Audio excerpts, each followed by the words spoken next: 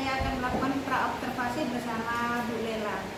Assalamualaikum Bu Lela. Waalaikumsalam warahmatullahi wabarakatuh. Bagaimana kabarnya hari ini? Alhamdulillah sehat. Alhamdulillah Bu Lela. Oke.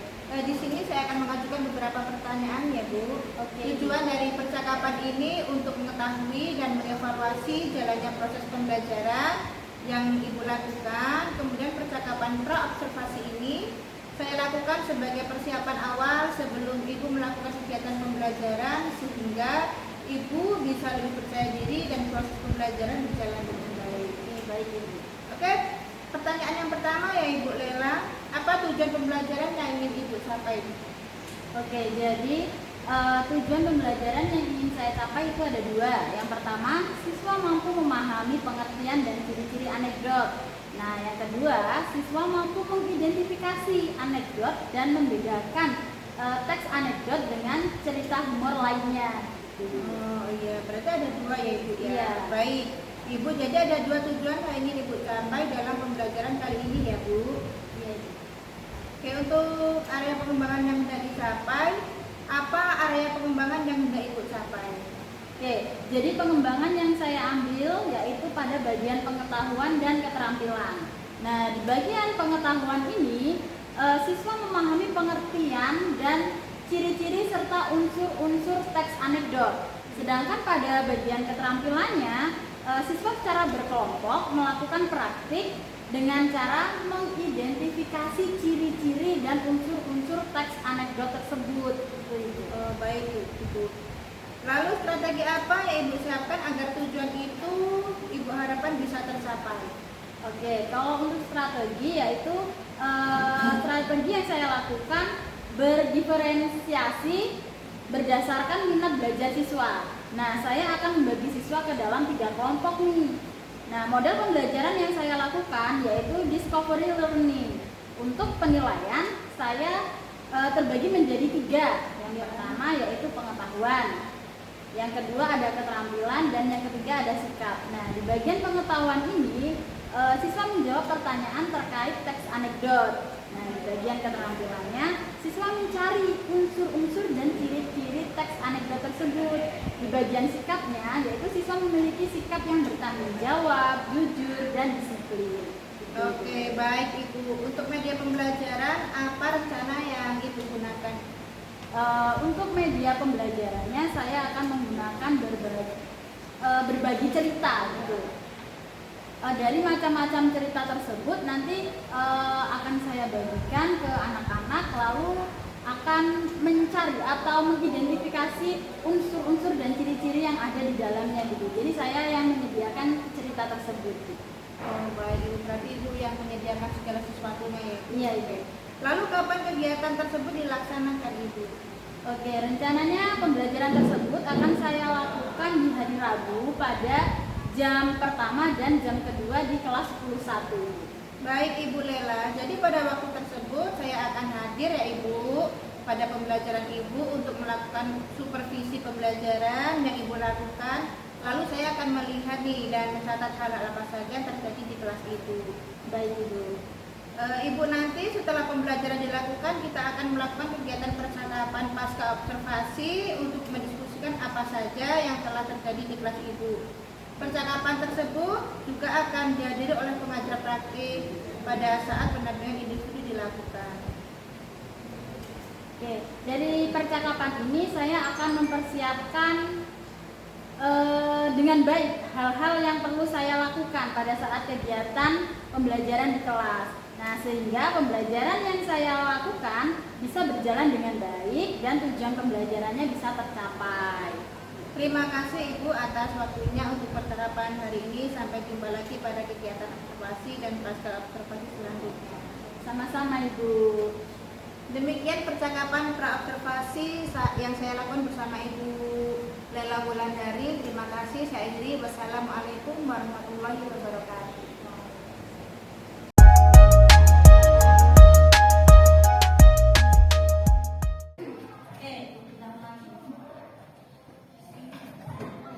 Assalamualaikum warahmatullahi wabarakatuh.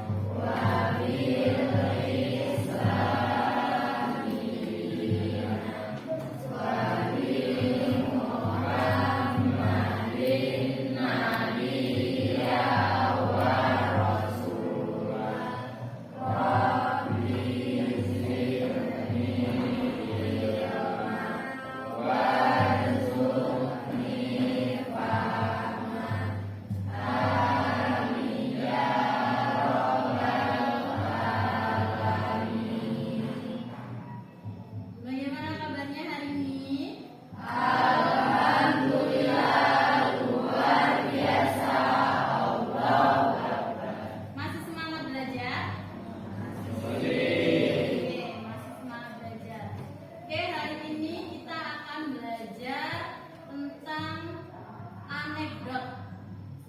Adakah yang sudah tahu apa itu anekdot? Belum tahu? Oke.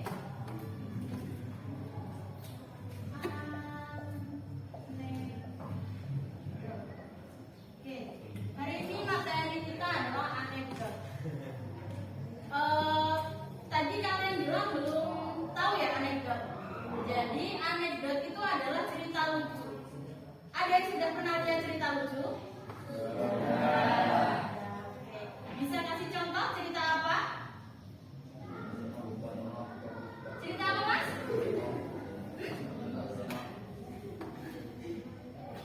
Apa, Mbak? Warkop DKI. Oke. Lucu ya Warkop DKI itu. Nah, kalau anekdot adalah cerita lucu. Sekarang, apakah kalian tahu tujuan kenapa adanya cerita anekdot? Apa? Agar menghibur. Oke, ada lagi? Ada lagi yang berpendapat selain agar menghibur? Tidak ada? Oke, jawabannya benar. Namun ada beberapa tujuan, gitu ya. Oke, di sini Ibu akan jelaskan apa itu anekdot, tujuannya apa, ciri-cirinya apa, dan struktur anekdot itu apa saja, ya.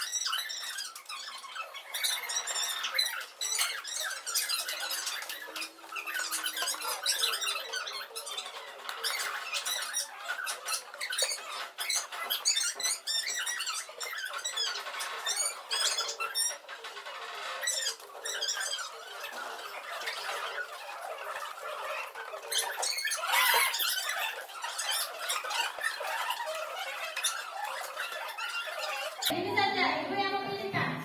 Masnya silakan pindah ke sini. Satu kelompok semua. Ayo silakan.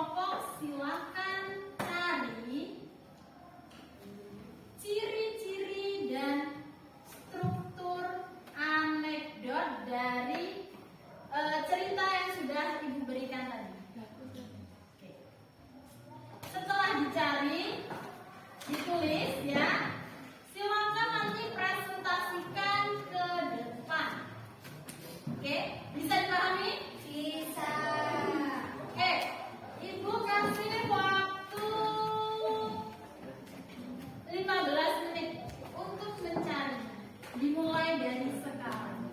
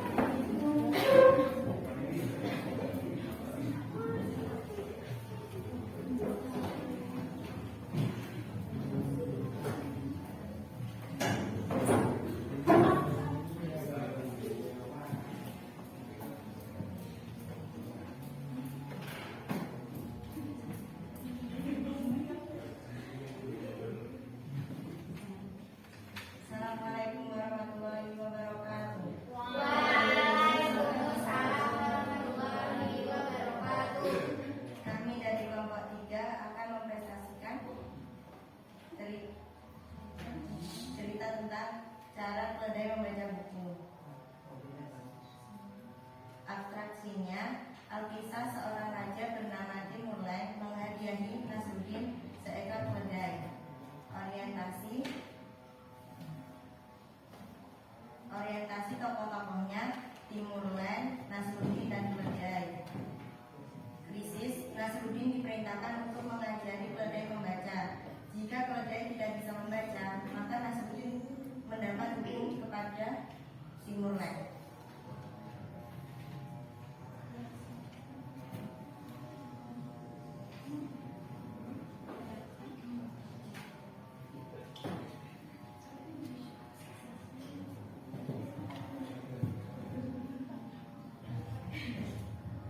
Reaksi 2 minggu kemudian ia kembali ke istana tanpa banyak bicara. Timurlen menunjukkan ke sebuah buku besar agar Nasruddin tidak memperhatikan apa yang rakyat tidak membaca keledai.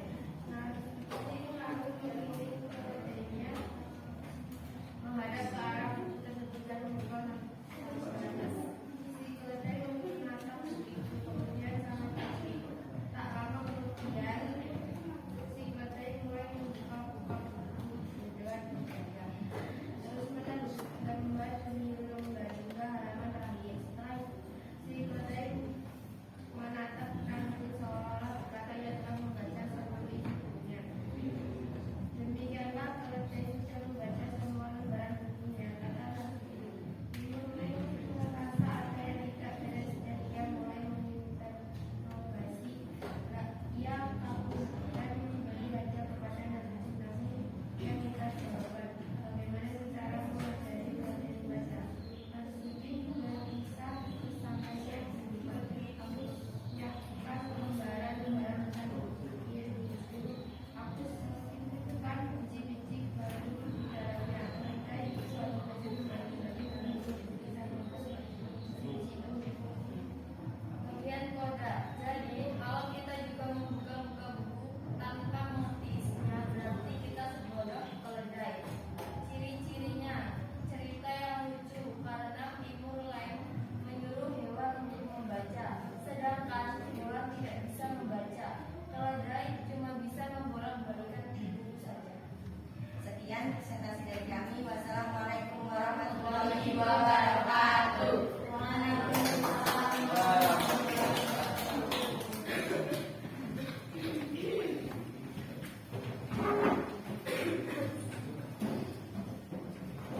Oke, jawabannya sudah bagus. Mulai dari ciri-ciri maupun strukturnya. Jadi ciri-ciri yang ada pada cerita cara keledai membaca buku, apakah dia bersifat lucu? Ya. Bersifat lucu, menggelitik dan menyindir. Oke. Terus dia memiliki tujuan tertentu. Tujuannya apa? Padahal kan dia tahu nih, si keledai itu tidak bisa membaca buku, tapi dia menyuruh si Nasruddin tetap membaca. Si keledai menyuruh si Nasruddin untuk keledai tersebut tetap membaca buku. Padahal itu sudah sangat mustahil, tidak bisa kan ya? Oke. Nah, terus dia menceritakan tentang hewan dan manusia. Oke, masuk ke dalam ciri-ciri cerita anekdot. Sekarang strukturnya.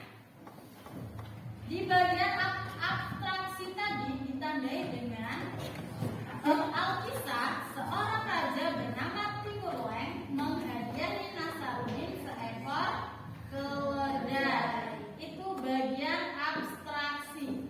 Lalu bagian orientasinya, Nasruddin menerimanya dengan senang hati. Namun Timurlen memberi syarat agar Nasruddin mengajari terlebih dahulu keledai itu agar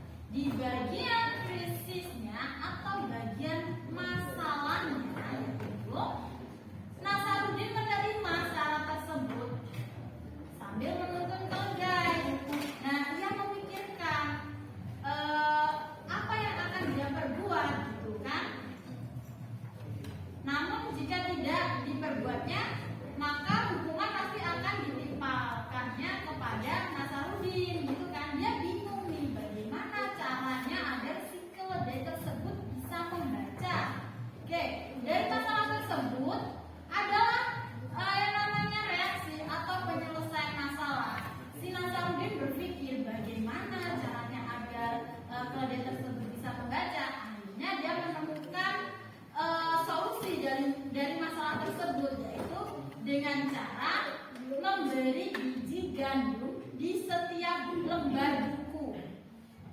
Nah, si keledai tersebut akhirnya memakan bijinya tersebut. Kalau bijinya di lembar pertama sudah habis, maka keledai tersebut akan membuka lembar selanjutnya untuk memakan biji gandum yang ada di lembar selanjutnya. Gitu.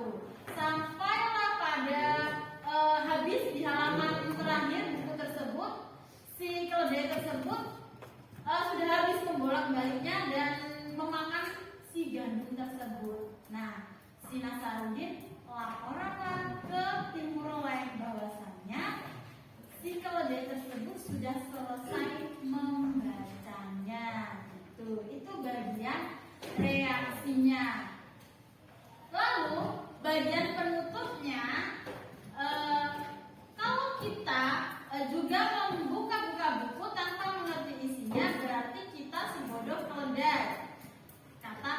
Kata Nasarudin dengan mimik serius. Itu bagian penutupnya. Jadi kalau kita hanya membuka-buka saja buku ini tanpa kita membacanya, berarti kita sama dengan keledai. Itu kata Nasarudin. Sampai sini paham semua? Paham. Oke, sudah paham semua. Baiklah, kalau sudah paham semua, untuk materi hari ini kita cukupkan tentang anekdot. Di hari selanjutnya kita akan membahas tentang unsur kebahasaan dari teks anekdotnya, ya. Oke, apabila sudah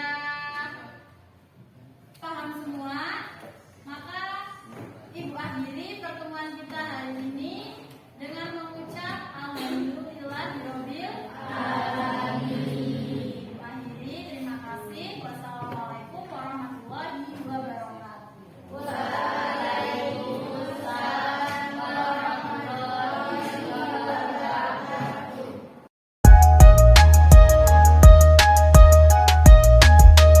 Assalamualaikum warahmatullahi wabarakatuh. Waalaikumsalam warahmatullahi wabarakatuh. Saya Titin Haryani, CGP Angkatan 10 dari SMA Muhammadiyah 1 Kampung Mudik, Kabupaten Lampung Timur. Di sini saya akan melakukan pasca observasi bersama teman saya, Bu Lela Wulandari, beserta pengajar praktik saya, Bu Tuti Eka Wahyu. Baik, di sini saya akan melakukan pasca observasi bersama teman saya, Bu Lela Wulandari. Baik, Bu Lela, apa kabar hari ini, Bu? Alhamdulillah sehat, Ibu. Baik, kali ini kita bertemu kembali di percakapan pasca observasi ini bersama saya Titin Haryani ya Bu, dan Ibu Tuti selaku PP.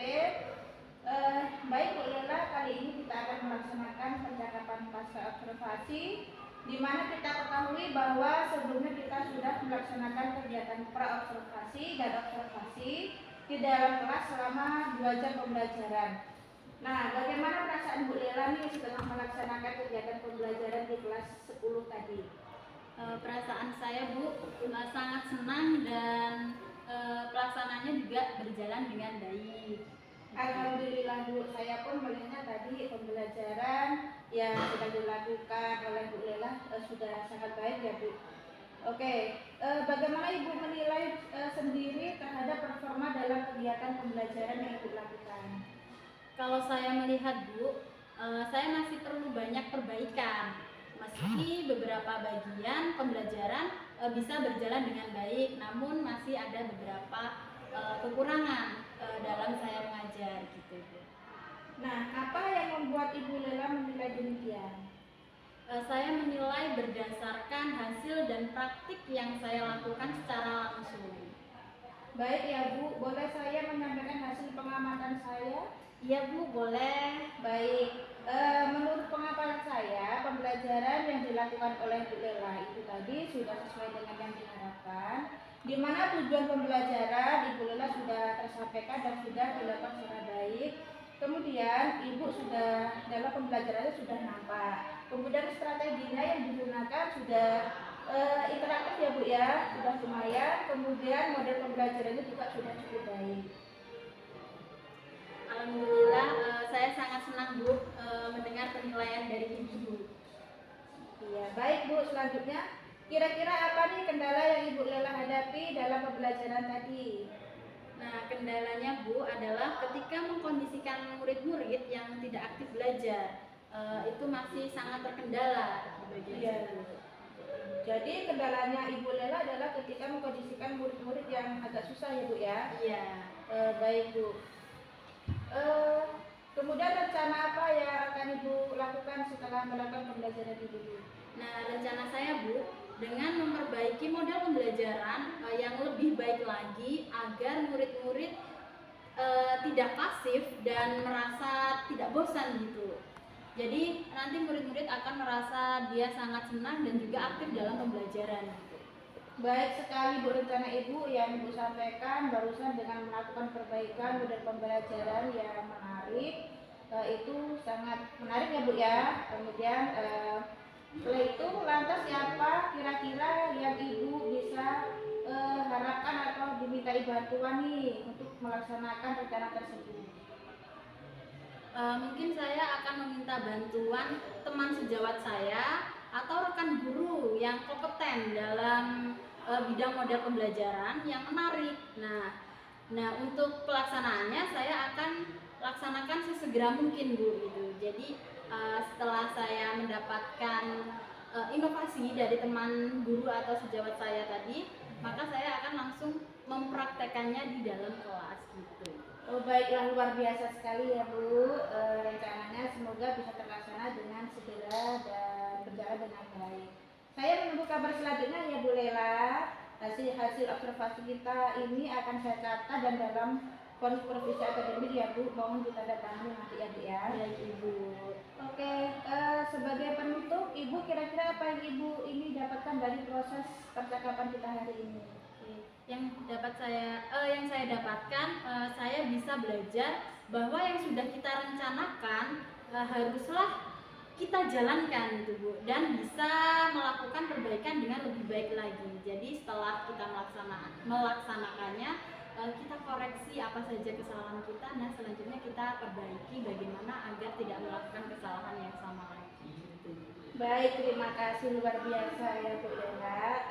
Semoga apa yang direncanakan semuanya terwujud dan dapat terlaksana dengan baik ya. Oke, di sini Bu Tuti selaku pengajar praktis silakan memberikan umpan balik terhadap proses kegiatan pasca observasi hari ini Ibu. Oke, baik. Terima kasih Bu Titin. Dari yang sudah saya amati pasca observasi yang dilakukan oleh Bu Titin, ini sudah sangat baik sekali ya bagaimana Bu Titin dan Bu Lela sudah melaksanakan coaching supervisi akademik, jadi basisnya coaching. Kalau saya lihat bagaimana proses coaching supervisi akademik ini sudah berjalan sangat baik.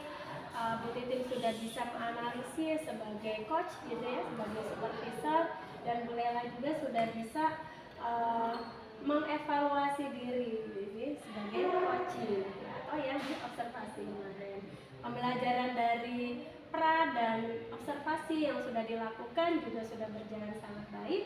Saya berharap apa yang sudah dipraktekkan, apa yang sudah diberikan Bu Titin kepada Bu Lela dapat dijalankan dalam pembelajaran atau aktivitas sehari-hari di kelas. Seperti itu Bu Titin, terima kasih. Baik, terima kasih Bu Tuti dan Bu Lela.